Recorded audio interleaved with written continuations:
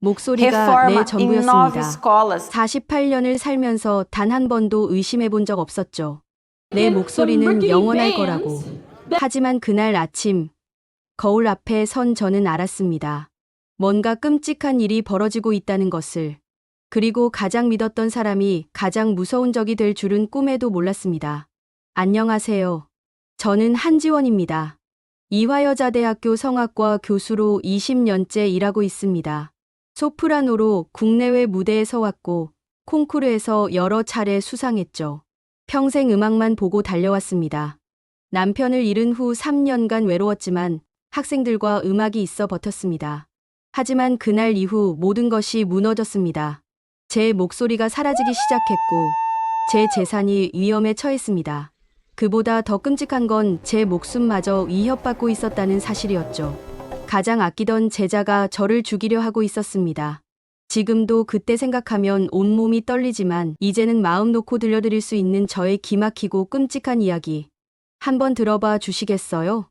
이야기는 2025년 3월 초 봄 학기가 시작되던 화요일 아침부터 시작됐습니다. 저는 새벽 6시에 눈을 떴습니다. 20년째 교수 생활을 하다 보니 몸에 밴 습관이었죠.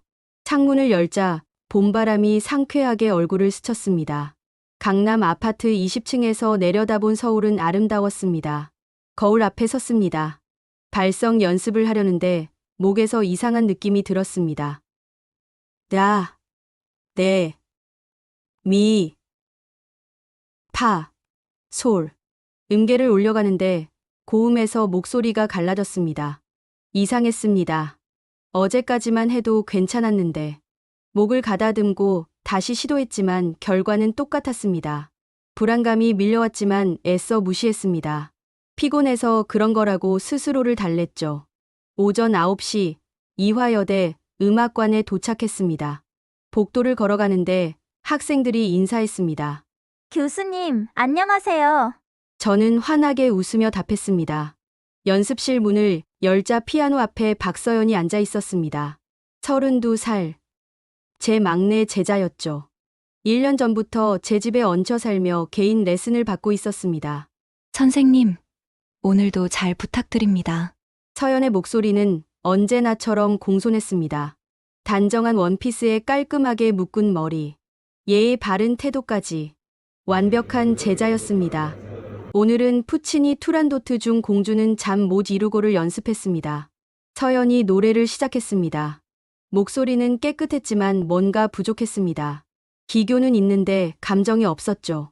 서연아, 여기는 더 절실하게 불러야 해. 공주가 사랑에 눈뜨는 순간이잖아. 네, 선생님. 서연이 다시 불렀지만 여전히 아쉬웠습니다. 제가 시범을 보이려고 입을 열었습니다. 내순 도르마. 첫 음절부터 목소리가 갈라졌습니다. 목에서 이상한 소리가 났습니다. 서연이 놀란 표정으로 저를 쳐다봤습니다. 선생님, 괜찮으세요? 응, 괜찮아. 그냥 목이 좀 건조해서. 저는 당황스러움을 숨기려 애썼습니다. 하지만 속으로는 공포가 밀려왔습니다. 28년간 노래해왔는데 이런 적은 처음이었습니다. 레슨을 마치고 서연이 물었습니다. 선생님, 요즘 많이 피곤하신 것 같아요. 그래. 학기 초라 좀 바쁘긴 해. 집에 가서 푹 쉬세요. 제가 저녁 준비할게요. 서연의 말에는 진심 어린 걱정이 담겨 있었습니다. 고맙다, 서연아. 그런데 그때 서연이 이상한 말을 했습니다. 선생님 목소리만 있으면 제가 무대를 설 텐데요. 농담처럼 웃으며 말했지만 묘하게 기분이 이상했습니다. 하하, 내 목소리도 충분히 좋아. 저는 웃으며 대답했지만 가슴 한편이 불편했습니다. 그날 오후 병원에 갔습니다. 이비인후과 검사 결과는 충격적이었습니다. 교수님, 성대결절 초기 단계입니다. 의사의 말에 머리가 하얘졌습니다. 성대결절이요? 네, 무리하게 사용하셨거나 염증이 반복됐을 때 생깁니다. 당분간 목소리를 쉬셔야 합니다. 하지만 한 달 후 정기 연주회가 있었습니다. 20년간 한 번도 빠진 적 없는 연주회였죠. 선생님, 무리하시면 안 됩니다. 최악의 경우 영구적 손상이 올 수 있어요. 의사의 경고가 귓가에 맴돌았지만 저는 고개를 끄덕이지 않았습니다. 집에 돌아오니 서연이 저녁을 차려놓고 있었습니다. 선생님, 어서 오세요. 목에 좋은 차 끓였어요. 테이블 위에는 김이 모락모락 나는 차가 놓여 있었습니다. 갈색 액체에서 한약 냄새가 났습니다.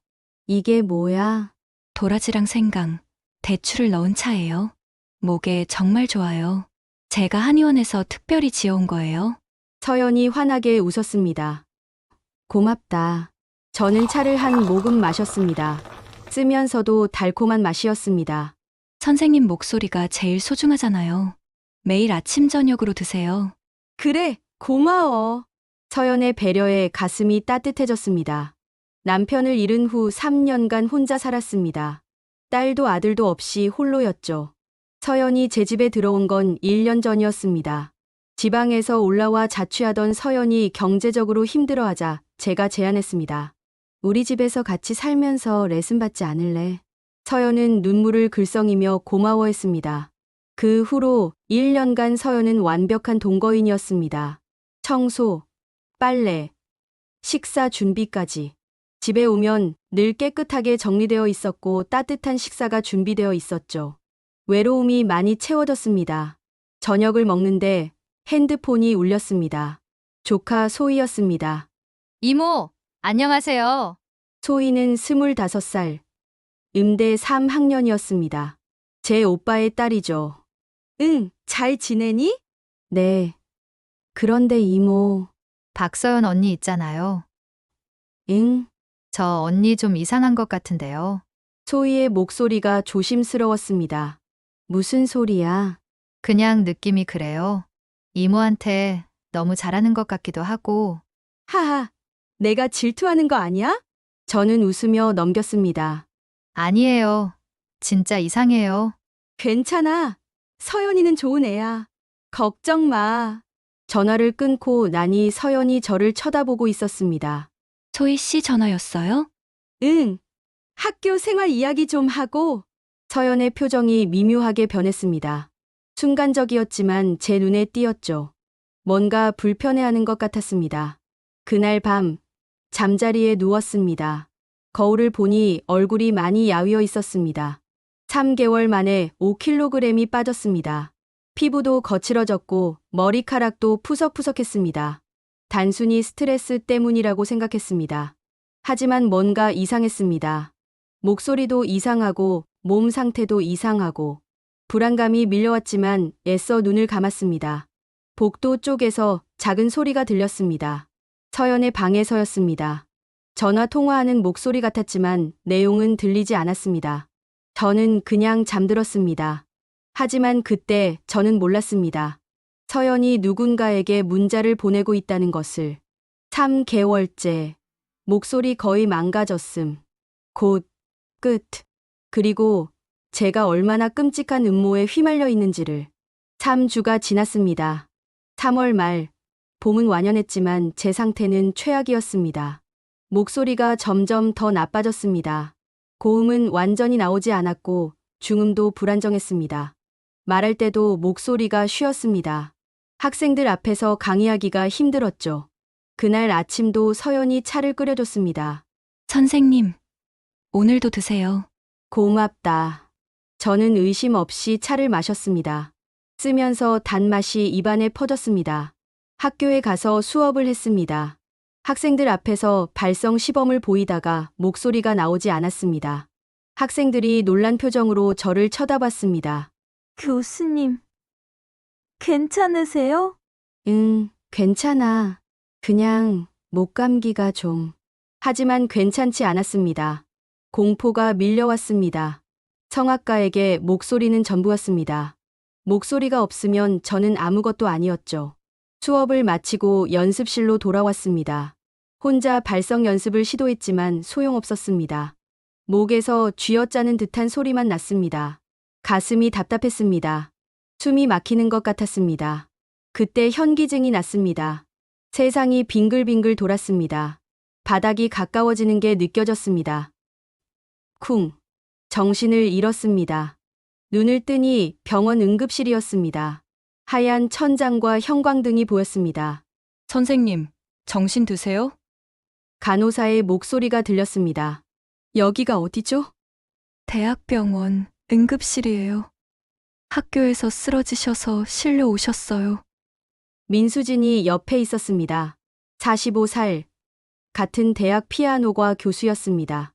20년 지기 친구였죠. 지원아, 깨어났구나. 정말 놀랐어. 수진이 제 손을 꽉 잡았습니다. 미안해.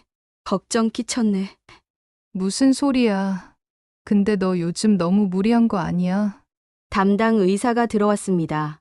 40대 중반쯤 되어 보이는 남자 의사였습니다.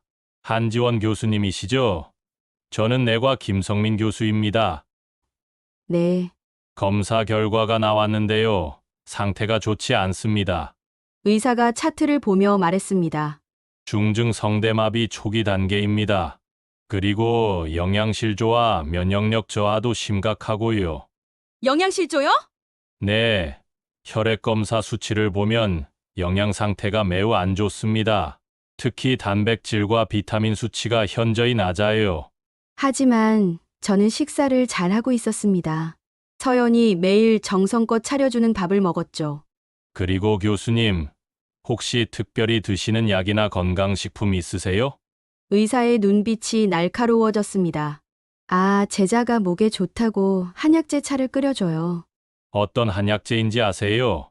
도라지, 생강, 대추라고 들었는데요. 의사가 잠시 생각하더니 조심스럽게 말했습니다. 교수님, 한약재 성분 검사를 권합니다. 왜요? 증상이 단순한 성대 무리와는 조금 다릅니다. 중금속 중독이나 약물 부작용 가능성도 배제할 수 없어요. 저는 그제야 불안감을 느꼈습니다.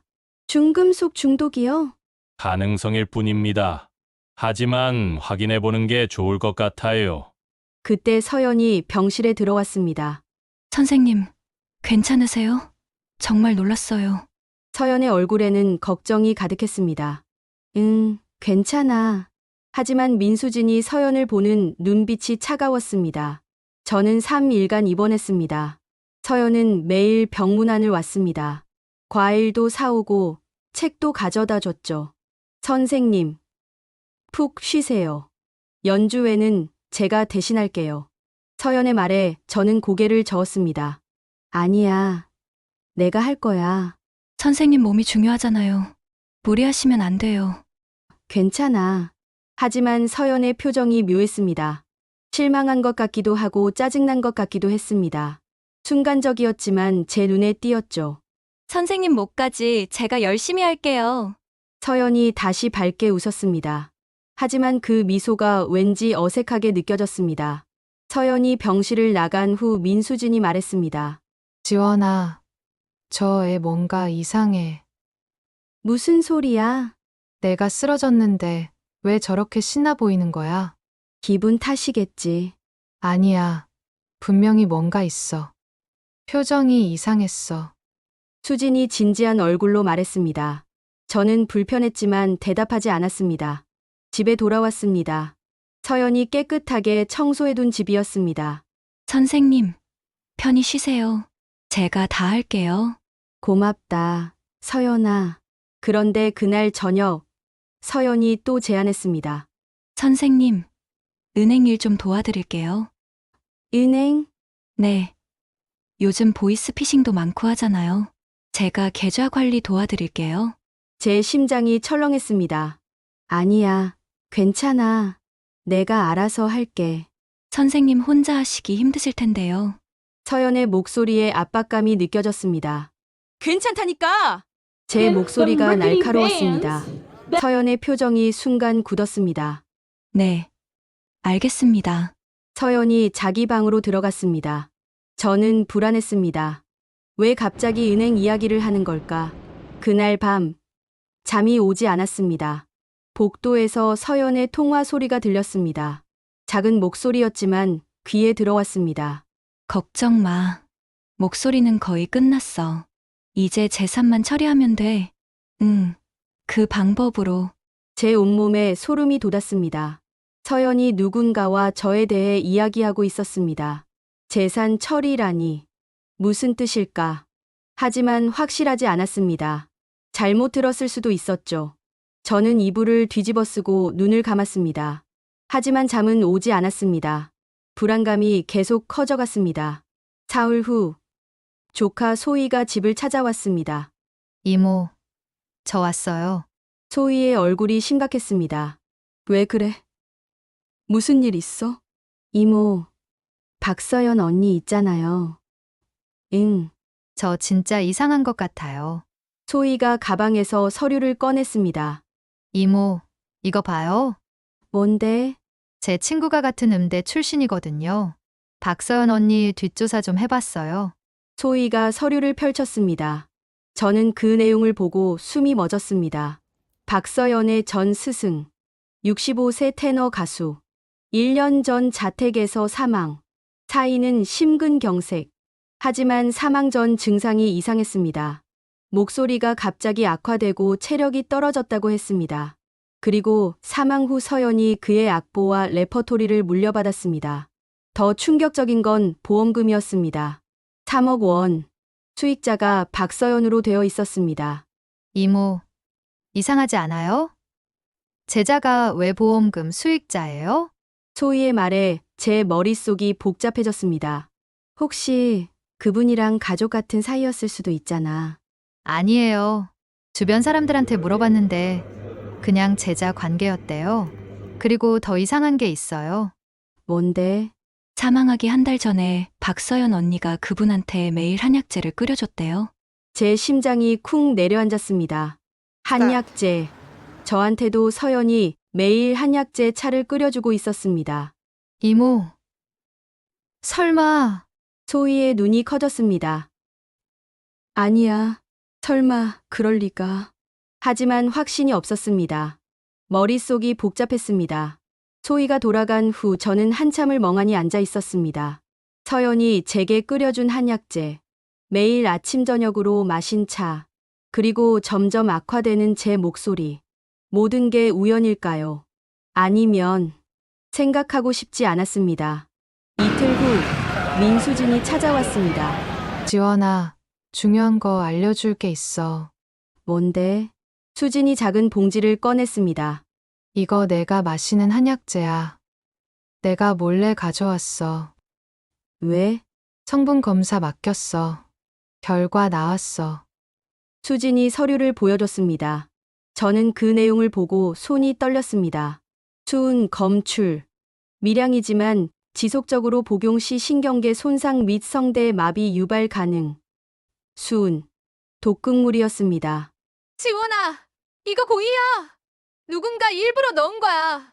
제 머릿속이 하얗게 변했습니다. 서연이 제게 독을 먹이고 있었던 겁니다. 왜 그런 짓을 하는 걸까? 지원아, 경찰에 신고해. 하지만 저는 확신할 수 없었습니다. 정말 서연이 한 걸까? 다른 가능성은 없을까? 일단 확실히 알아봐야 할 것 같아. 지원아, 위험해. 지금 당장 신고해. 좀 더 확인하고 나서 저는 고집을 부렸습니다. 믿고 싶지 않았습니다. 1년간 함께 산 서연이 저를 해치려 했다는 사실을. 그날 저녁 서연이 또 차를 끓여왔습니다. 선생님, 오늘 것도 드세요. 저는 컵을 받았지만 마시지 않았습니다. 서연아, 나 이제 한약 안 마실래. 서연의 표정이 순간 굳었습니다. 왜요? 선생님한테 좋은 건데. 목이 더 안 좋아지는 것 같아서. 그럴 리 없어요. 이거 정말 좋은 거예요. 서연의 목소리가 약간 날카로워졌습니다. 그래도 안 마실래. 선생님, 서연의 눈빛이 차가워졌습니다. 순간적이었지만 분명히 봤습니다. 네. 알겠습니다. 서연이 컵을 들고 부엌으로 돌아갔습니다. 저는 가슴이 두근거렸습니다. 서연의 반응이 너무 이상했습니다. 그날 밤 잠들기 전 저는 결심했습니다. 확실히 알아봐야겠다고. 서연이 정말 저를 해치려는 건지, 왜 그런 짓을 하는 건지, 반드시 진실을 밝혀내겠다고. 다음 날 아침, 저는 민수진에게 전화를 걸었습니다. 수진아, 나 변호사 소개 좀 해줄래? 변호사. 왜? 확실히 알아봐야 할 것 같아. 전문가 도움이 필요해. 알았어.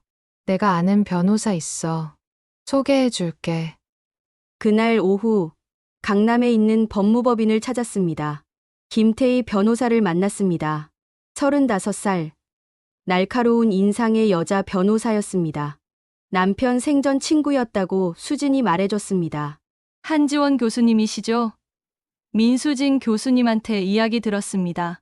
네, 반갑습니다. 앉으세요. 무슨 일이신지 자세히 말씀해 주세요. 저는 지난 몇 달간 일어난 일들을 모두 털어놨습니다. 서연이 제 집에 들어온 것, 매일 끓여준 한약재, 점점 악화되는 목소리, 그리고 한약재에서 검출된 수은. 태희는 진지하게 제 이야기를 들었습니다. 교수님, 이거 심각합니다. 태희의 표정이 굳어졌습니다. 단순 사기가 아니에요. 조직적인 범죄일 가능성이 큽니다. 조직이요? 네! 제가 2, 3년 전에 비슷한 사건을 맡은 적이 있어요. 태희가 노트북을 열었습니다. 재능 착취 조직이라고 들어보셨어요? 아니요. 예술가나 운동선수처럼 특정 재능을 가진 사람들을 타겟으로 하는 조직이에요. 약물로 건강을 악화시키고 재산을 빼앗는 수법이죠. 제 등골이 서늘해졌습니다. 그리고 최악의 경우 태희가 잠시 말을 멈췄습니다. 최악의 경우요? 피해자를 정신이상자로 만들어서 완전히 무력화시킵니다. 제 숨이 막혔습니다. 교수님, 박서연에 대해 제가 조사 좀 해봤어요. 벌써요? 네. 민수진 교수님이 어제 자료를 보내주셔서요. 태희가 서류를 펼쳤습니다. 박서연, 32세, 지방, 음대 출신, 3년 전 첫 번째 스승, 67세 소프라노 성악가, 결혼 1년 만에 사망, 차이는 뇌출혈, 사망 전 증상, 기억력 감퇴와 언어장애, 저는 숨을 죽이고 들었습니다. 2년 전 두 번째 스승, 65세 테너 가수, 레슨 1년 만에 사망, 차이는 심근경색, 사망 전 증상, 목소리 악화와 체력 저하. 두 경우 모두 박서연이 보험금 수익자였습니다. 첫 번째는 2억, 두 번째는 3억, 총 5억 원. 제 손이 부들부들 떨렸습니다. 교수님이 세 번째입니다. 태희의 목소리가 차갑게 가라앉았습니다. 세 번째. 저는 말문이 막혔습니다. 2명을 이미 죽였다는 뜻이었습니다. 그리고 이제 저를 노리고 있다는 것. 교수님, 더 충격적인 사실이 있습니다. 뭔가요? 교수님 명의로 가입된 생명보험이 있어요. 생명보험이요? 저 그런 거 가입 안 했는데요. 모르셨군요. 작년 6월에 가입됐습니다. 작년 6월이면 서연이 제 집에 들어온 직후였습니다. 보험금이 얼마죠? 8억 원입니다. 제 머리가 띵해졌습니다. 그리고 수익자는요? 박서연입니다. 방 안의 공기가 얼어붙었습니다. 어떻게 제 동의 없이 가입이 되죠? 서명이 위조됐을 겁니다. 조직에 전문가가 있어요. 저는 의자에 깊이 기댔습니다. 현실이 믿기지 않았습니다. 1년간 저를 돌봐준 제자, 매일 웃으며 인사하던 서연, 청소하고 밥 차려주던 서연, 모든 게 거짓이었습니다. 저를 죽이기 위한 계획이었습니다. 교수님, 아직 끝이 아닙니다. 뭐가 더 있나요? 태희가 다른 서류를 꺼냈습니다. 교수님 재산이 총 얼마나 되시죠? 강남 아파트 25억, 예금 8억, 총 33억입니다. 태희가 고개를 끄덕였습니다. 박서연이 최근에 법무사 사무실을 다녀갔어요. 무슨 일로요? 재산관리 위임 서류를 준비하고 있었습니다. 제 재산을요? 네. 교수님을 치매 환자로 만들어서 재산관리권을 넘겨받으려는 거예요. 저는 온몸이 떨렸습니다. 분노가 치밀어 올랐습니다. 동시에 공포도 밀려왔습니다. 교수님, 지금 당장 경찰에 신고해야 합니다. 하지만 증거가 있나요? 한약재 성분 검사 결과, 위조된 보험 가입 서류, 그리고 전 스승들의 사망 패턴. 충분합니다. 태희가 단호하게 말했습니다. 저는 고개를 끄덕였습니다. 더 이상 망설일 수 없었습니다. 하지만 그 전에 한 가지만 더 확인하고 싶어요. 뭐요? 서연이 정말 조직과 연결되어 있는지요. 위험합니다. 알아요. 하지만 확실한 증거가 필요해요. 태희가 잠시 생각하더니 말했습니다. 알겠습니다. 제가 사립 탐정을 붙여드리겠습니다. 박서연을 미행해서 조직원들과 만나는 장면을 포착하는 거죠. 얼마나 걸릴까요? 일주일이면 충분할 겁니다. 저는 동의했습니다. 그날 집으로 돌아갔습니다. 서연이 저녁을 준비하고 있었습니다. 선생님, 오늘 어디 다녀오셨어요? 병원 갔다 왔어. 아, 그러셨군요. 검사 결과는요? 괜찮대. 좀 쉬면 된대. 저는 거짓말을 했습니다. 다행이네요. 서연이 웃었지만 그 미소가 이제는 섬뜩했습니다. 저녁을 먹는 동안 저는 서연을 관찰했습니다. 평소와 다름없이 친절했습니다. 하지만 이제는 모든 행동이 연기로 보였습니다. 선생님, 내일 은행 같이 가실래요? 서연이 조심스럽게 물었습니다. 제 심장이 쿵 내려앉았습니다. 왜? 요즘 보이스 피싱이 많다잖아요. 제가 계좌 관리 좀 도와드릴게요. 아니야. 괜찮아. 선생님, 혼자 하시기 힘드시잖아요. 서연의 목소리에 압박이 느껴졌습니다. 내가 알아서 할게. 제 목소리가 단호했습니다. 서연의 표정이 순간 굳었습니다. 눈빛이 차갑게 변했습니다. 하지만 금방 다시 밝은 표정으로 돌아왔습니다. 네, 알겠습니다. 그날 밤, 저는 잠들지 못했습니다. 천장을 바라보며 생각했습니다. 어떻게 이런 일이 일어날 수 있을까? 1년간 함께 살았는데, 믿었는데, 배신감이 가슴을 찢었습니다. 하지만 동시에 분노도 타올랐습니다. 절대 당하지 않겠다고, 반드시 서연을 잡겠다고, 복도에서 서연의 목소리가 들렸습니다. 전화 통화하는 소리였습니다. 저는 조용히 문 앞으로 다가갔습니다. 아니, 아직이야. 아직 은행을 안 가. 서연의 목소리가 짜증 섞여 들렸습니다. 알아. 빨리 처리해야 하는 거. 근데 교수가 의심하는 것 같아. 제 숨이 멎었습니다. 한약도 안 먹고, 은행도 안 가려고 하고. 그럼 어떡해? 강제로? 잠시 침묵이 흘렀습니다. 알았어. 그 방법 쓰자. 어차피 시간 없어. 다른 방법. 무슨 방법일까? 전화가 끊어졌습니다. 저는 급히 방으로 돌아왔습니다. 가슴이 두근두근 뛰었습니다. 뭔가 큰일이 벌어질 것 같았습니다.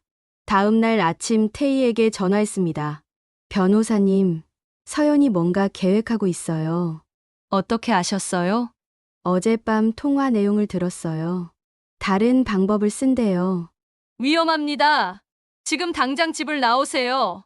하지만 저는 망설였습니다. 집을 나가면 증거를 잡을 수 없었습니다. 교수님, 목숨이 먼저입니다. 알아요. 하지만 서연을 잡아야 해요. 태희가 한숨을 쉬었습니다. 알겠습니다. 제가 오늘 중으로 사립 탐정 보고서를 받겠습니다. 그리고 내일 바로 경찰에 신고하죠. 네, 그때까지만 버티세요. 절대 혼자 있지 마시고요. 저는 민수진에게 전화했습니다. 수진아, 오늘 우리 집에 와줄 수 있어? 왜? 무슨 일이야? 혼자 있기 무서워. 알았어. 지금 갈게. 수진이 집에 왔습니다. 서연은 학교에 간 상태였습니다. 지원아, 얼굴이 왜 이래? 수진아, 나 진짜 무서워. 저는 수진에게 모든 것을 말했습니다. 어젯밤 들은 통화 내용까지. 수진의 얼굴이 창백해졌습니다. 지원아, 당장 이 집 나가자. 내일까지만 버티면 돼. 변호사가 증거 모으고 있어. 그때 현관문이 열리는 소리가 들렸습니다. 서연이 돌아온 것이었습니다. 민수진 교수님도 오셨네요. 서연이 밝게 웃었습니다. 응, 지원이 만나러 왔어. 그러세요. 저는 잠깐 나갔다 올게요. 서연이 가방을 들고 다시 나갔습니다. 뭔가 이상했습니다. 평소 같으면 차라도 대접했을 텐데. 수진이 창문으로 서연을 지켜봤습니다. 지원아, 저희 주차장에서 누구 만나? 누구? 남자야. 검은 정장 입은 남자. 제 가슴이 철렁했습니다. 조직원일지도 몰랐습니다. 사진 찍어. 수진이 핸드폰으로 사진을 찍었습니다. 서연과 검은 정장 남자가 차 안에서 이야기하는 장면이었습니다. 이거 변호사한테 보내자. 저는 즉시 태희에게 사진을 전송했습니다. 잠시 후 태희에게서 전화가 왔습니다. 교수님, 이 남자 조직원 맞습니다. 이상호라는 사람인데 전과가 있어요. 사기, 공갈, 폭행. 제 다리에 힘이 풀렸습니다. 정말이었습니다. 서연은 조직과 연결되어 있었습니다. 그리고 저를 죽이려 하고 있었습니다. 교수님, 지금 당장 경찰에 신고하겠습니다. 네. 저는 더 이상 기다릴 수 없었습니다. 그날 저녁, 경찰이 집에 왔습니다. 서연은 아직 돌아오지 않은 상태였습니다. 강력반 강민우 형사였습니다. 42세쯤 되어 보이는 남자였습니다. 한지원 교수님이시죠? 네. 김태희 변호사한테 이야기 들었습니다. 저는 형사에게 모든 것을 설명했습니다. 한약재 성분 검사 결과, 위조된 보험 서류, 전 스승들의 사망 패턴, 그리고 오늘 찍은 사진까지. 형사는 심각한 표정으로 들었습니다. 교수님, 이거 조직 범죄입니다. 제가 2, 3년 전부터 추적하던 조직이에요. 정말요? 네. 재능 착취 범죄 조직입니다. 예술가나 운동선수를 타겟으로 하죠. 피해자가 교수님 말고도 더 있어요. 형사가 파일을 펼쳤습니다. 지난 5년간 6명이 사망했습니다. 모두 비슷한 패턴이에요. 제자나 후배가 접근해서 약물을 투여하고 재산을 빼앗죠. 저는 숨이 막혔습니다. 6명. 이미 6명이 죽었다는 뜻이었습니다. 하지만 증거가 부족해서 못 잡았어요. 이번에는 꼭 잡아야 합니다. 형사의 눈빛이 날카로웠습니다. 어떻게 하면 되죠? 교수님이 도와주셔야 합니다. 저요? 네. 미끼가 되어주세요. 형사의 제안은 위험했습니다. 제가 직접 서연과 함께 은행에 가는 것, 그리고 서연이 범행을 시도하는 순간을 잡는 것. 교수님, 위험하지만 이 방법밖에 없습니다. 현장에서 잡지 않으면 빠져나갈 구멍이 있어요. 저는 고민했습니다. 두려웠습니다. 하지만 서연을 잡지 않으면 계속 이런 일이 반복될 것이었습니다. 알겠습니다. 하겠습니다. 형사가 고개를 끄덕였습니다. 내일 서연이 은행 가자고 하면 따라가세요. 저희가 미리 은행 직원들과 협조하겠습니다. 그리고 주변에 경찰을 배치해두겠습니다. 만약 위험하면요? 신호만 주세요. 즉시 투입하겠습니다. 형사가 작은 버튼을 건넸습니다. 이거 가방에 넣으세요. 누르면 저한테 신호가 갑니다. 저는 버튼을 받았습니다. 손에서 땀이 났습니다. 다음 날 아침, 서연이 말했습니다. 선생님, 오늘 은행 같이 가요. 제 심장이 쿵 뛰었습니다. 왜? 계좌 정리 좀 해야 할 것 같아요. 제가 도와드릴게요. 저는 숨을 깊이 들이마셨습니다. 그래, 가자. 서연의 얼굴이 밝아졌습니다. 정말요? 그럼 10시에 출발할게요. 저는 화장실에 가서 형사에게 문자를 보냈습니다. 오늘 10시 은행 갑니다. 답장이 즉시 왔습니다. 준비 완료. 조심하세요. 10시, 서연과 함께 차를 탔습니다. 서연이 운전했습니다. 선생님, 오늘 계좌 정리 잘하면 마음 편하실 거예요. 서연이 밝게 말했습니다. 하지만 저는 그 미소가 가짜라는 걸 알고 있었습니다. 차가 강남은행 앞에 멈춰섰습니다. 같이 들어가요. 서연이 제 팔을 잡았습니다. 은행 안으로 들어갔습니다. 로비는 사람들로 붐볐습니다. 대기석에 앉았습니다. 그때 제 눈에 두 남자가 들어왔습니다. 검은 정장을 입은 남자들. 어제 사진에서 봤던 이상호도 있었습니다. 조직원들이었습니다. 제 등골이 서늘해졌습니다. 대기석 뒷줄에 두 남자가 앉았습니다. 저를 감시하고 있었습니다. 서연이 제 손을 꽉 잡았습니다. 선생님, 긴장하지 마세요. 서연의 목소리는 다정했지만 소나기에 힘이 들어가 있었습니다. 68번 고객님, 3번 창구로 오세요. 번호가 불렸습니다. 제 차례였습니다. 일어서려는데 다리가 떨렸습니다. 서연이 저를 부축했습니다. 3번 창구로 걸어갔습니다. 창구 직원은 30대 초반 여자였습니다. 형사가 미리 협조를 구한 직원이었습니다. 어떻게 오셨어요? 서연이 대답했습니다. 어머니, 계좌 관리 좀 도와드리려고요. 어머니라는 말에 저는 소름이 돋았습니다. 저는 서연의 어머니가 아니었습니다. 아, 그러세요? 신분증이랑 통장 주세요. 저는 가방에서 통장과 신분증을 꺼냈습니다. 손이 떨렸습니다. 직원이 서류를 확인했습니다. 그리고 서연이 봉투에서 서류를 꺼냈습니다. 이것도 함께 처리해 주세요. 무슨 서류죠? 재산 관리 위임 서류요. 어머니가 연세도 있으시고 해서요. 직원이 서류를 받아 읽기 시작했습니다. 순간 직원의 표정이 굳었습니다. 서류를 보는 눈빛이 날카로워졌습니다. 잠시만요. 확인 좀 해볼게요. 직원이 자리에서 일어나 안쪽으로 들어갔습니다. 서연이 불안한 표정을 지었습니다. 왜 저러지? 잠시 후 직원이 돌아왔습니다. 손에 작은 메모지를 들고 있었습니다. 고객님, 통장 확인해보세요. 직원이 통장을 건넸습니다. 통장 사이에 메모지가 끼워져 있었습니다. 저는 조심스럽게 메모지를 폈습니다.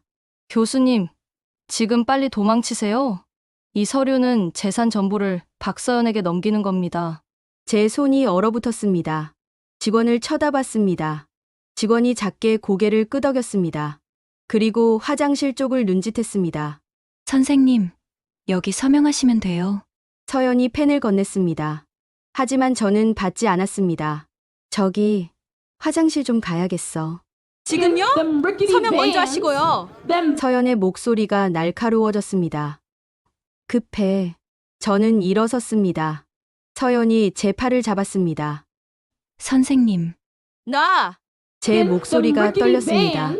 서연의 소나기에 힘이 들어갔습니다. 하지만 저는 팔을 뿌리쳤습니다. 화장실 쪽으로 걸었습니다. 뒤에서 서연이 따라왔습니다. 검은 정장 남자들도 일어섰습니다. 저는 화장실을 지나쳤습니다. 비상구 표시가 보였습니다. 저는 비상구 문을 벌컥 열고 계단으로 뛰어들었습니다. 선생님, 어디 가세요? 서연의 외침이 들렸습니다. 하지만 저는 뒤돌아보지 않았습니다.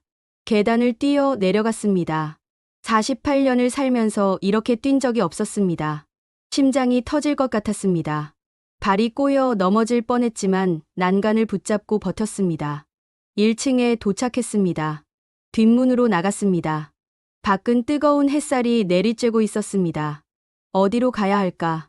저는 무작정 달렸습니다. 뒤에서 발소리가 들렸습니다. 쫓아오고 있었습니다. 저는 큰 길로 나갔습니다. 손을 흔들어 택시를 잡았습니다. 택시가 멈춰섰습니다. 어디 가세요? 이화여대요. 빨리요. 제 목소리가 떨렸습니다. 택시가 출발했습니다. 뒤주리를 봤습니다. 서연과 두 남자가 길거리에 서서 주위를 둘러보고 있었습니다. 하지만 저를 찾지 못했습니다. 택시가 큰 길로 빠져나가자 저는 가방에서 버튼을 꺼냈습니다. 신호 버튼을 눌렀습니다. 형사에게 긴급 신호가 갔습니다. 저는 몸을 낮췄습니다. 숨을 헐떡였습니다. 도망쳤습니다. 간신히 도망쳤습니다. 하지만 이제 어떻게 해야 할까? 서연은 제가 모든 걸 안다는 것을 눈치챘을 것입니다. 더 이상 집으로 돌아갈 수 없었습니다. 택시가 이화여대 앞에 멈췄습니다. 저는 민수진에게 전화를 걸었습니다. 수진아, 나야. 지금 학교 앞이야. 도와줘. 무슨 일이야? 설명은 나중에. 일단 나 좀 숨겨줘. 알았어. 내 연구실로 와. 저는 학교 안으로 들어갔습니다. 익숙한 길이었지만 모든 게 낯설게 느껴졌습니다. 민수진의 연구실에 도착했습니다. 문을 두드렸습니다. 수진이 문을 열었습니다. 지원아, 얼굴이 왜 그래? 저는 안으로 들어가 주저앉았습니다.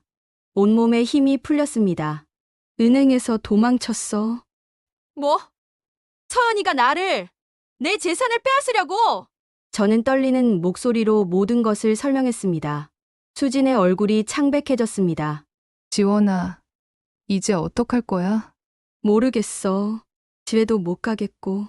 그때 핸드폰이 울렸습니다. 형사였습니다. 교수님, 괜찮으세요? 신호 받았습니다. 네, 도망쳤어요. 지금 학교에 있어요. 잘하셨습니다. 그쪽에서 대기하세요. 제가 지금 갑니다. 형사가 30분 만에 도착했습니다. 함께 온 여자가 있었습니다. 30대 중반쯤 되어 보이는 여자였습니다. 교수님, 소개합니다. 이분이 은행 직원 최유진 씨입니다. 최유진이 고개를 숙여 인사했습니다. 저는 유진의 손을 잡았습니다. 고맙습니다. 덕분에 살았어요. 아니에요. 당연히 해야 할 일이었어요. 유진의 목소리가 떨렸습니다.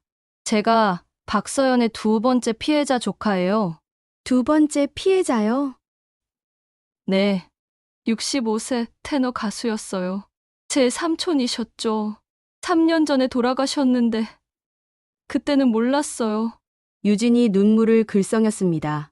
박서연이 삼촌을 죽였다는 걸 사고사로 처리됐고 아무도 의심하지 않았어요. 그런데 1년 전에 오빠가 진실을 알았어요. 어떡해요? 삼촌 유품을 정리하다가 일기장을 발견했어요.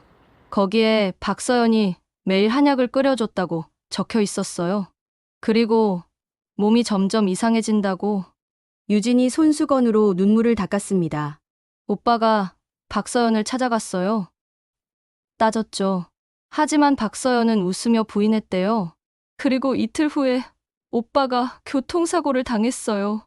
제 가슴이 철렁했습니다. 지금은 식물인간 상태로 병원에 누워 계세요. 유진의 목소리가 떨렸습니다. 그래서 제가 복수하기로 했어요. 저는 유진을 꽉 안았습니다. 두 사람 모두 울고 있었습니다. 형사가 말했습니다.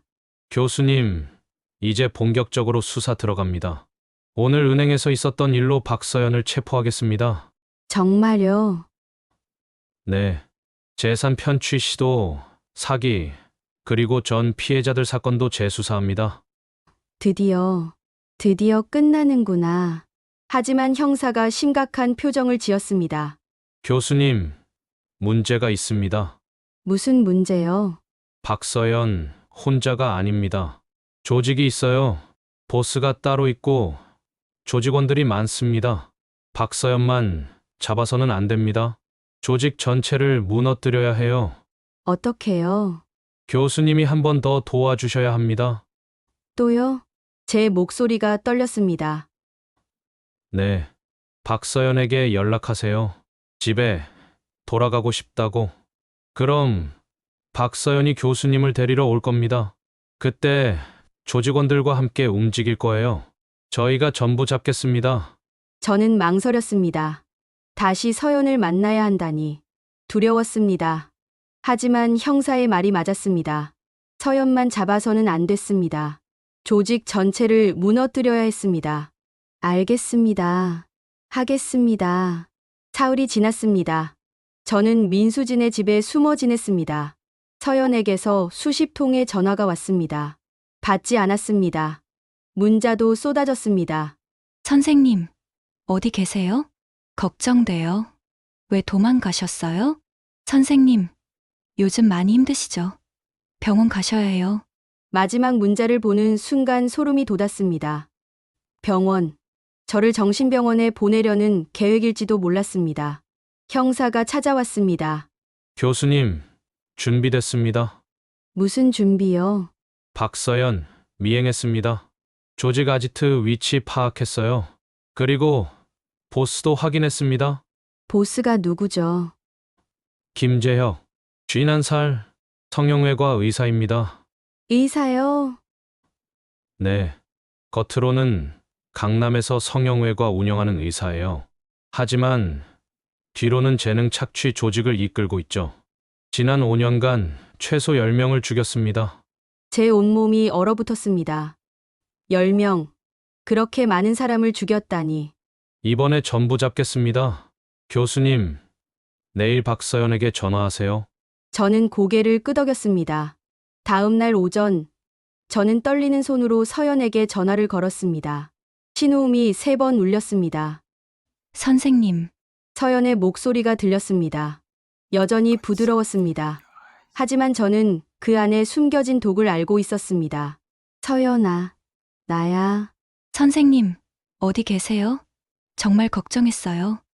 미안해. 나 요즘 정신이 혼란스러워서 제 목소리를 일부러 약하게 만들었습니다. 선생님, 괜찮으세요? 응, 그냥 집에 가고 싶어. 정말요? 그럼 제가 모시러 갈게요. 지금 어디 계세요?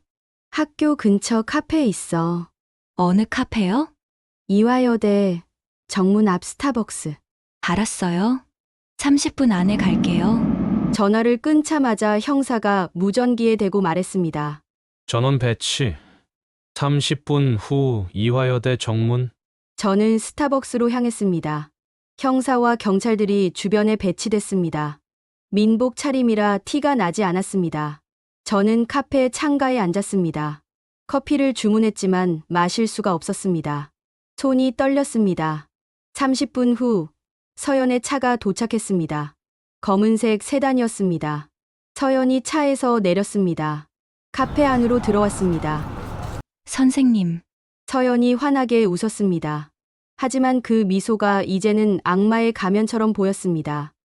서연아, 선생님, 많이 힘드셨죠? 이제 집에 가요. 서연이 제 손을 잡았습니다. 차가운 손이었습니다. 가자. 저는 일어섰습니다. 밖으로 나가는데 뒤에서 시선이 느껴졌습니다. 형사와 경찰들이 저를 지켜보고 있었습니다. 차에 탔습니다. 서연이 시동을 걸었습니다. 선생님, 집하기 전에 잠깐 들를 데가 있어요. 어디? 병원이요. 검사 좀 받으셔야 할 것 같아서요. 제 심장이 쿵 내려앉았습니다. 병원. 정신병원일지도 몰랐습니다. 아니야. 집에만 가고 싶어. 선생님, 검사 받으시는 게 좋아요. 요즘 깜빡깜빡 하시잖아요. 서연의 목소리에 강압이 섞였습니다. 싫어. 선생님, 서연의 표정이 굳었습니다. 눈빛이 차갑게 변했습니다. 가만히 계세요. 금방이에요. 차가 방향을 틀었습니다. 집이 아닌 다른 곳으로 향하고 있었습니다. 저는 가방 안에 신호 버튼을 만졌습니다. 하지만 아직 누르지 않았습니다. 조직 아지트로 가고 있는지 확인해야 했습니다. 30분쯤 달렸을까요? 차가 강남의 한 건물 앞에 멈췄습니다. 성형외과 간판이 보였습니다. 여기가 어디야? 병원이에요. 원장님이 선생님 진료해 주실 거예요. 서연이 제 팔을 잡았습니다. 힘이 세었습니다. 저는 끌려가다시피 건물 안으로 들어갔습니다. 엘리베이터를 타고 5층으로 올라갔습니다. 복도 끝에 진료실이 있었습니다. 문이 열렸습니다. 안에는 50대 남자가 앉아 있었습니다. 하얀 가운을 입고 있었지만 의사 같지 않았습니다. 눈빛이 차갑고 날카로웠습니다. 어서 오세요. 한지원 교수님. 남자가 웃었습니다. 당신이 누구죠? 김재혁입니다. 이 병원 원장이죠. 조직의 보스였습니다. 교수님, 요즘 많이 힘드시죠? 김재혁이 의자를 권했습니다. 저는 앉지 않았습니다. 뭐 하는 짓이에요? 교수님을 도와드리려는 거죠. 김재혁이 서류를 펼쳤습니다. 치매 진단서였습니다. 제 이름이 적혀 있었습니다. 이게 뭐예요? 교수님 진단서예요. 이미 준비해뒀죠. 제 손이 떨렸습니다. 저 치매 아니에요. 곧 그렇게 될 겁니다. 김재혁이 비웃었습니다. 순간 문이 박살났습니다. 쾅! 경찰이다! 꼼짝 마! 형사와 특공대가 돌입했습니다. 김재혁과 서연이 도망치려 했지만 순식간에 제압당했습니다. 김재혁, 박서연! 살인, 사기, 조직 범죄 혐의로 긴급 체포한다! 수갑이 채워졌습니다. 저는 그 자리에 주저앉았습니다. 끝났습니다. 정말로 끝났습니다. 형사가 저를 부축했습니다. 교수님, 괜찮으세요? 네, 괜찮아요.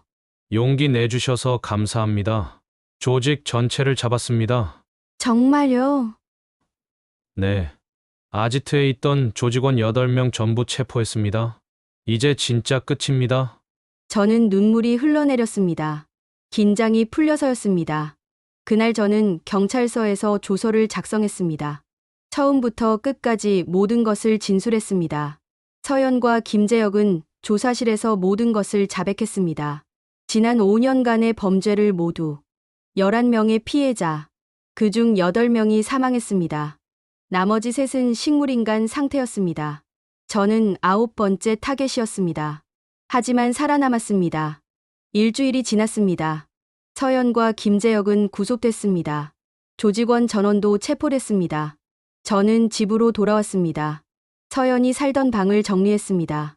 옷, 화장품, 악보, 모든 것을 박스에 담았습니다. 서연의 흔적을 지우는 작업이었습니다. 하나하나 치울 때마다 마음이 복잡했습니다. 분노와 배신감. 하지만 동시에 안도감도 있었습니다. 살아남았다는 안도감. 그때 전화가 왔습니다. 태희 변호사였습니다. 교수님, 좋은 소식입니다. 뭔가요? 박서연이 전부 자백했어요. 위조한 보험 가입, 한약재 수은 투입, 재산 편취 시도, 모든 죄를 인정했습니다. 정말요? 네. 그리고 김재혁도 마찬가지예요. 조직의 모든 범죄를 자백했습니다. 재판은 어떻게 되나요? 다음 달 첫 공판이 열립니다. 검사가 무기징역을 구형할 거예요. 저는 안도의 한숨을 쉬었습니다. 그날 저녁 민수진이 찾아왔습니다. 지원아, 괜찮아? 응, 이제 괜찮아. 정말 고생 많았어. 수진이 저를 꽉 안았습니다. 고마워, 수진아. 내가 없었으면 못 버텼을 거야. 무슨 소리야. 친구 아니냐. 두 사람은 함께 울었습니다. 조카 소희도 찾아왔습니다. 이모, 정말 무서웠죠? 응, 많이 무서웠어. 하지만 이모 정말 대단해요. 용감하셨어요. 소희가 제 손을 잡았습니다. 고마워. 소희야, 내가 경고해줘서 의심할 수 있었어. 당연한 거죠. 저 이모 정말 걱정했어요. 저는 소희를 안았습니다. 가족의 소중함을 다시 느꼈습니다. 한 달 후, 재판이 시작됐습니다. 저는 증인석에 섰습니다. 법정에는 서연과 김재혁이 앉아 있었습니다. 죄수복을 입고 수갑을 찬 모습이었습니다. 서연이 저를 쳐다봤습니다. 눈빛은 여전히 차가웠습니다. 후회하는 기색은 없었습니다. 판사가 물었습니다. 증인, 피고인 박서연과의 관계를 말씀해 주세요. 제 제자였습니다. 1년간 제 집에서 함께 살았습니다. 피고인이 무엇을 했습니까? 저는 숨을 깊이 들이마셨습니다. 그리고 모든 것을 증언했습니다. 한약재에 수은을 탄 것, 제 목소리를 망가뜨린 것, 재산을 빼앗으려 한 것, 제 목숨까지 노렸다는 것. 법정이 조용했습니다. 모두가 숨죽이고 들었습니다. 증언이 끝나자 검사가 일어섰습니다. 피고인 박서연은 지난 5년간 11명을 타겟으로 삼았습니다. 그중 8명이 사망했고 셋은 식물인간 상태입니다. 한지원 교수는 9번째 타겟이었으나 용기 있게 맞서 살아남았습니다. 검사는 피고인에게 무기징역을 구형합니다. 서연의 변호인이 일어섰습니다. 피고인은 김재혁에게 협박당했습니다. 어쩔 수 없이 범행에 가담한 것입니다. 하지만 판사는 고개를 저었습니다. 피고인은 자발적으로 범행을 주도했습니다. 오히려 김재혁을 조직에 끌어들인 것도 피고인입니다. 증거가 명백합니다. 재판은 석 달간 이어졌습니다. 수많은 증인이 나왔습니다. 피해자 가족들도 증언했습니다. 은행 직원 최유진도 나왔습니다. 그리고 마침내 판결일이 왔습니다. 법정에 다시 섰습니다. 판사가 판결문을 읽기 시작했습니다. 피고인 박서연은 지난 5년간 계획적이고 조직적으로 범행을 저질렀습니다. 8명을 살해했고 셋을 식물인간으로 만들었습니다. 반성의 기미가 전혀 보이지 않습니다. 따라서 피고인 박서연에게 무기징역을 선고합니다. 방청석에서 탄성이 터졌습니다. 피고인 김재혁 역시 무기징역을 선고합니다. 조직원 전원에게는 징역 10년에서 20년을 선고합니다. 망치 소리가 울렸습니다. 끝났습니다. 정말로 모든 것이 끝났습니다. 저는 민수진의 손을 꽉 잡았습니다. 해냈어. 해냈어. 두 사람은 눈물을 흘렸습니다. 법정을 나서는데 최유진이 다가왔습니다. 교수님, 고맙습니다. 제가 고마워요. 유진 씨가 저를 구해줬잖아요. 이제 제 오빠도 편히 쉴 수 있을 것 같아요. 유진이 울먹였습니다. 저는 유진을 꽉 안았습니다. 형사 강민우도 축하해줬습니다. 교수님, 용기 내주셔서 감사합니다. 덕분에 5년간 쫓던 조직을 잡았습니다. 저도 감사합니다. 형사님. 3개월이 지났습니다. 가을이 왔습니다. 저는 성대 치료를 받았습니다. 수은 해독 치료와 재활훈련. 목소리는 완전히 돌아오지 않았습니다. 예전처럼 높은 고음은 나오지 않았죠. 하지만 70%는 회복됐습니다. 그리고 목소리가 달라졌습니다. 더 깊고 성숙해졌습니다. 어느 날 학교에서 학생들에게 말했습니다. 여러분, 제가 복귀 연주회를 하려고 합니다. 학생들이 박수를 쳤습니다. 교수님, 정말요? 네. 다음 달에 예술의 전당에서 열릴 거예요. 여러분 모두 초대합니다. 학생들이 환호했습니다. 한 달 후, 연주회 날이 왔습니다. 예술의 전당 콘서트홀. 1000석이 넘는 객석이 가득 찼습니다. 무대 뒤에서 저는 긴장했습니다. 거울을 봤습니다. 48세. 예전보다 나이 들었지만 눈빛은 더 강해졌습니다. 민수진이 찾아왔습니다. 지원아, 긴장돼. 응. 많이. 괜찮아. 잘할 거야. 소희도 왔습니다. 이모, 파이팅.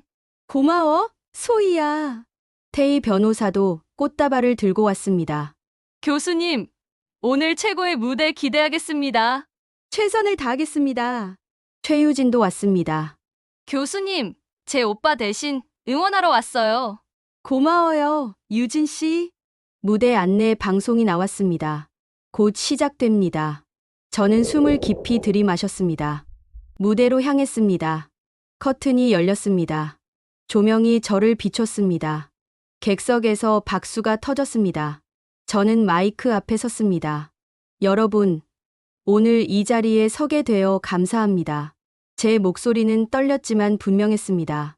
지난 몇 달간 힘든 시간을 보냈습니다. 제 목소리를 잃을 뻔했고 제 목숨도 위험했습니다. 하지만 살아남았습니다. 여러분의 응원과 사랑하는 사람들의 도움으로 객석이 조용해졌습니다. 모두가 숨죽이고 들었습니다. 오늘 부를 곡은 슈베르트 겨울나그네입니다. 이 곡은 고통과 외로움을 노래하지만 동시에 희망도 담고 있습니다. 제가 지난 시간 느꼈던 감정 그대로입니다. 피아니스트가 연주를 시작했습니다. 저는 눈을 감았습니다. 그리고 노래하기 시작했습니다. 낯선 이 거리에 나 홀로 왔네. 제 목소리가 홀을 가득 채웠습니다. 예전처럼 높지는 않았습니다. 하지만 더 깊었습니다. 더 진실했습니다. 고통을 겪었기에 더 감정이 담겼습니다. 눈물을 흘렸기에 더 울림이 있었습니다. 노래가 끝났습니다. 잠시 정적이 흘렀습니다. 그리고 폭발적인 박수가 터졌습니다. 관객들이 일어섰습니다. 기립박수였습니다. 저는 눈물을 참을 수 없었습니다. 객석을 봤습니다. 민수진이 울고 있었습니다. 소희도 울고 있었습니다. 태희도, 유진도, 형사도 모두 박수를 보내고 있었습니다. 저는 깊이 고개를 숙여 인사했습니다. 감사합니다. 정말로 감사합니다. 연주회가 끝나고 저는 로비에서 사람들을 만났습니다. 학생들이 꽃다발을 안겨줬습니다. 교수님, 정말 감동적이었어요. 저도 교수님처럼 강한 사람이 되고 싶어요. 너희도 할 수 있어. 포기하지 않으면. 그날 밤 집으로 돌아왔습니다. 조용한 집이었습니다. 하지만 외롭지 않았습니다. 창문을 열었습니다. 가을 바람이 상쾌했습니다. 서울의 야경이 반짝였습니다. 저는 미소 지었습니다. 살아있다는 것, 다시 노래할 수 있다는 것, 사랑하는 사람들과 함께라는 것, 모든 것이 감사했습니다. 핸드폰이 울렸습니다. 민수진이었습니다. 지원아, 오늘 정말 최고였어. 고마워, 수진아. 우리 내일 점심 먹자. 좋아. 전화를 끊고 저는 창밖을 바라봤습니다. 내일은 또 어떤 하루가 될까? 모르겠습니다. 하지만 두렵지 않았습니다. 어떤 일이 오더라도 버틸 수 있을 것 같았습니다. 48년을 살면서 가장 힘든 시간이었습니다. 하지만 동시에 가장 강해진 시간이기도 했습니다. 목소리를 잃을 뻔했지만 진짜 목소리를 찾았습니다. 재능을 빼앗길 뻔했지만 더 깊은 예술을 배웠습니다. 죽을 뻔했지만 진짜로 살아가는 법을 알았습니다. 저는 다시 노래를 시작할 것입니다. 학생들을 가르칠 것입니다. 그리고 제 이야기를 나눌 것입니다. 힘든 시간을 겪는 사람들에게 희망을 줄 것입니다. 포기하지 말라고. 끝까지 싸우라고. 진실은 반드시 밝혀진다고. 1년이 지났습니다. 2026년 가을. 저는 다시 이화여대 강의실에 서 있었습니다. 학생들 앞에서 발성 연습을 지도하고 있었습니다. 라, 네, 미, 파, 솔. 학생들의 목소리가 교실을 가득 채웠습니다. 아름다웠습니다. 강의가 끝나고 한 학생이 다가왔습니다. 교수님, 질문 있어요. 그래, 말해봐. 교수님은 어떻게 그 힘든 시간을 버티셨어요? 학생의 눈이 진지했습니다. 저는 잠시 생각했습니다. 포기하지 않았어. 그게 전부야. 아무리 힘들어도 포기하지 않으면 길이 보여. 그리고 혼자가 아니라는 걸 기억해. 주변에 도와줄 사람이 반드시 있어. 학생이 고개를 끄덕였습니다. 감사합니다, 교수님. 학생이 나간 후 저는 창밖을 바라봤습니다. 캠퍼스에 단풍이 물들어 있었습니다. 아름다운 가을이었습니다. 핸드폰이 울렸습니다. 최유진이었습니다. 교수님, 좋은 소식이에요. 뭔데요? 오빠가 깨어났어요. 제 심장이 쿵 뛰었습니다. 정말요? 네. 어제 의식을 되찾았어요. 아직 말은 못하지만 눈을 떴어요. 축하해요, 유진 씨. 교수님 덕분이에요. 교수님이 용기 내주셔서 오빠도 희망을 얻은 것 같아요. 저는 눈물이 핑 돌았습니다. 유진의 오빠, 식물인간 상태였던 그가 깨어났다니. 기적이었습니다. 병문안 갈게요. 감사합니다, 교수님. 전화를 끊고 저는 미소 지었습니다. 희망은 있었습니다. 아무리 어둡고 힘들어도 희망은 있었습니다. 그날 저녁 집에 돌아왔습니다. 식탁에 앉아 저녁을 먹었습니다. 혼자였지만 외롭지 않았습니다. 창밖으로 서울의 불빛이 반짝였습니다. 핸드폰에 메시지 알림이 떴습니다. 학생들이 보낸 단체 메시지였습니다. 교수님, 오늘 수업 감사했습니다. 교수님처럼 강한 사람이 되고 싶어요. 저는 답장을 보냈습니다. 너희는 이미 충분히 강해. 그걸 믿어. 그리고 어려울 때 주저하지 말고 도움을 청해. 혼자 버티려 하지 마. 메시지를 보내고 저는 핸드폰을 내려놓았습니다. 거울을 봤습니다. 49세. 어느덧 50을 바라보는 나이가 됐습니다. 얼굴에는 주름이 생겼습니다. 하지만 눈빛은 밝았습니다. 예전보다 훨씬 더. 고통이 저를 강하게 만들었습니다. 배신이 저를 지혜롭게 만들었습니다. 죽음의 문턱에서 살아남은 경험이 저를 용감하게 만들었습니다. 이제 저는 두렵지 않았습니다. 어떤 어려움이 와도 이겨낼 수 있을 것 같았습니다. 피아노 앞에 앉았습니다. 건반을 쳤습니다. 멜로디가 흘러나왔습니다. 슈베르트 겨울 나그네. 1년 전 복귀 연주회에서 불렀던 곡. 저는 노래하기 시작했습니다. 목소리는 예전과 달랐습니다. 더 낮고 깊었습니다.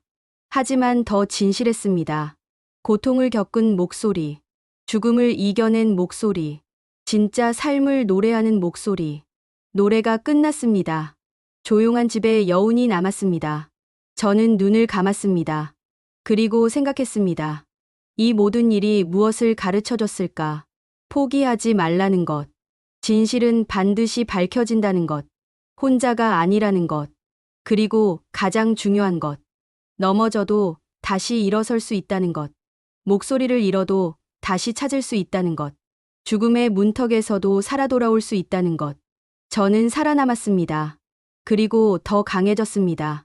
이제 저는 제 이야기를 나눌 것입니다.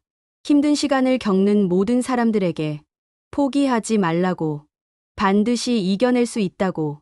창밖으로 달이 떠올랐습니다. 밝고 둥근 보름달이었습니다. 저는 창문을 열었습니다. 가을 바람이 들어왔습니다. 차갑지만 상쾌했습니다.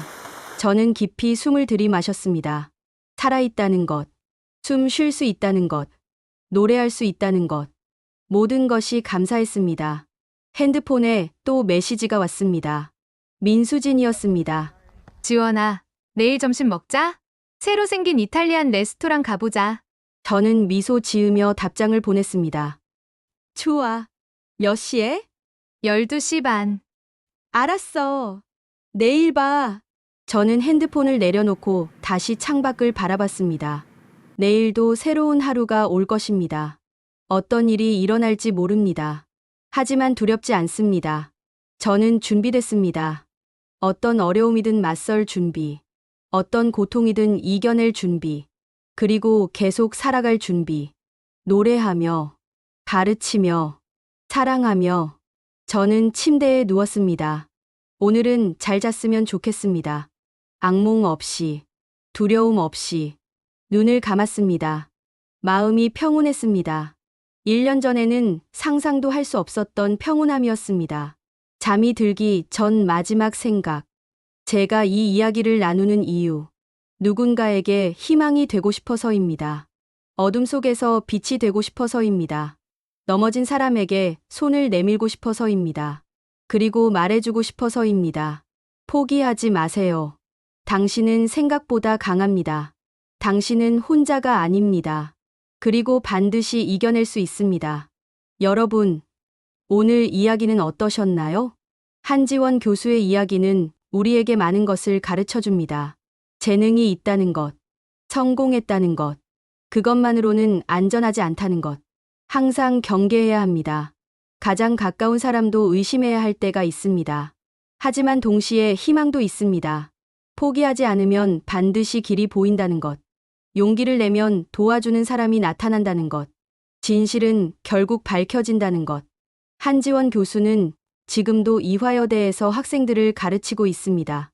1년에 2~3번 연주회를 엽니다. 그리고 재능 착취 범죄 예방 강연도 하고 있습니다. 피해자들을 위한 상담도 하고 있죠. 최유진의 오빠는 완전히 회복했습니다. 지금은 재활 치료를 받으며 천천히 일상으로 돌아가고 있습니다. 박서연과 김재혁은 무기징역을 선고받아 복역 중입니다. 가석방 없는 무기징역입니다. 평생 감옥에서 살게 될 것입니다. 조직원들도 모두 처벌받았습니다. 그리고 이 사건 이후 재능 착취 범죄에 대한 경각심이 높아졌습니다. 경찰도 전담팀을 만들어 예방 활동을 하고 있습니다. 한지원 교수의 용기가 많은 것을 바꿨습니다. 여러분도 기억하세요. 이상한 낌새가 느껴지면 의심하세요. 가까운 사람이라도 맹신하지 마세요. 그리고 어려움이 닥쳤을 때 혼자 버티려 하지 마세요. 도움을 청하세요. 반드시 길이 있습니다. 괜찮으셨다면 구독과 좋아요, 알림 설정 꾹 눌러주세요. 댓글로 어디서 시청하고 계신지 의견도 남겨주시고요. 다음에는 또 어떤 이야기로 찾아뵐까요? 여러분의 의견을 기다리겠습니다. 그럼 모두 건강하시고 행복하세요. 항상 경계하시고 자신을 지키세요. 그리고 절대 포기하지 마세요. 당신은 생각보다 훨씬 강한 사람입니다. 감사합니다.